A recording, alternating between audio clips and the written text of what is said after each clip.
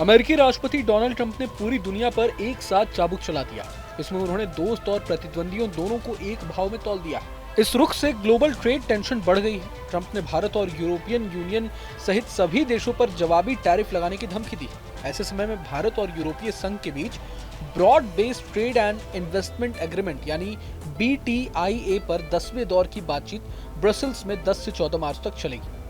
यूरोपीय आयोग की अध्यक्ष उर्सुला वॉन डेर लेयन की हाल ही में दिल्ली यात्रा ने बातचीत को रफ्तार दी है। दोनों पक्ष इस साल के अंत तक लंबे समय से रुके हुए समझौते को अंतिम रूप देने के लिए प्रतिबद्ध हैं। हालांकि टैरिफ और रेगुलेटरी स्टैंडर्ड पर गहरे मतभेद चुनौतियां पेश कर रहे हैं। खास बात यह है कि ये समझौता भारत के लिए सबसे व्यापक व्यापारिक समझौता होगा। गौरतलब है कि अमेरिका के बाद यूरोपियन यूनियन भारत का दूसरा सबसे बड़ा ट्रेड पार्टनर है। वित्त वर्ष 2023-24 में दोनों के बीच 190 अरब डॉलर का द्विपक्षीय व्यापार हुआ था। भारत और EU के बीच मुक्त व्यापार समझौते पर बातचीत 2007 में शुरू हुई थी, लेकिन 2013 में अलग अलग महत्वाकांक्षाओं के कारण रुक गई थी। 2021 में व्यापार, निवेश संरक्षण और भौगोलिक संकेतों सहित एक व्यापक एजेंडे के साथ बातचीत फिर से शुरू हुई। अगर ये समझौता अंतिम रूप ले लेता है तो ये भारत के लिए सबसे व्यापक व्यापारिक समझौता होगा। कारण है कि अमेरिका के बाद यूरोपीय यूनियन भारत का दूसरा सबसे बड़ा व्यापारिक भागीदार है।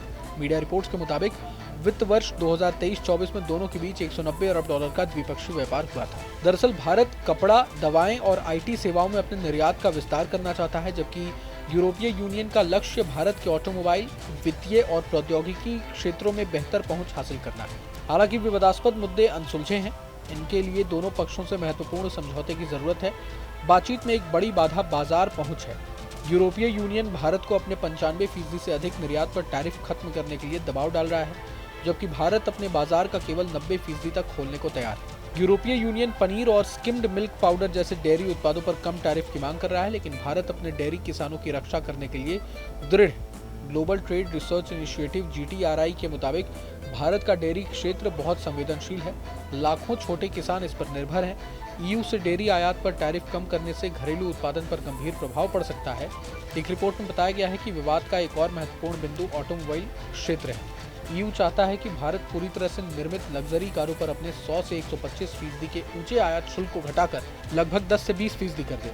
हालांकि भारत सतर्क बना हुआ है। कारण है कि ऑटोमोबाइल उद्योग का उसकी GDP और रोजगार में प्रमुख योगदान है। भारत डिजिटल व्यापार के अवसरों को बढ़ाने के लिए EU के जनरल डेटा प्रोटेक्शन रेगुलेशन के तहत एक डेटा सुरक्षित राष्ट्र के रूप में मान्यता चाहता है। हालांकि ट्रंप की नीतियों से पूरी दुनिया का माहौल बदल गया है। ट्रंप ने न तो चीन जैसे प्रतिद्वंदियों को बख्शा है और न यूरोप और भारत जैसे मित्र देशों को। रेसिप्रोकल टैरिफ को लेकर उन्होंने सभी देशों के लिए एक जैसी पॉलिसी अपनाने को कहा है।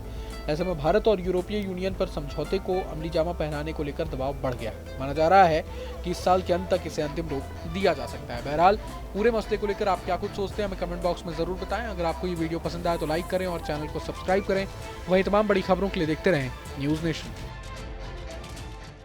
न्यूज नेशन अब व्हाट्सएप पर खबरों के ताजा अपडेट के लिए न्यूज नेशन के इस QR कोड को स्कैन करें।